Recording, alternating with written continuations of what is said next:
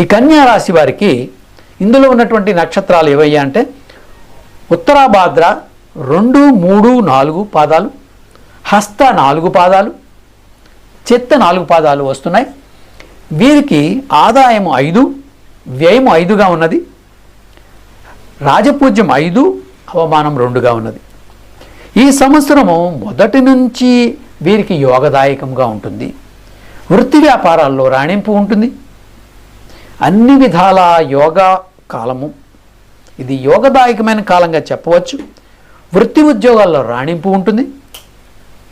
స్థిరాస్తిని అభివృద్ధి చేస్తారు. ఉద్యోగాల్లో విదేశాలకు వెళ్ళే అవకాశం కూడా ఉన్నది. కోర్టు వ్యవహారాలు, పెండింగ్ కేసులు ఓ కొలిక్కి వస్తాయి. ధన గౌరవాదులకు లోటు ఉండదు. వీరి అదృష్ట సంఖ్య 2, 3, 4, 6గా చెప్పబడింది.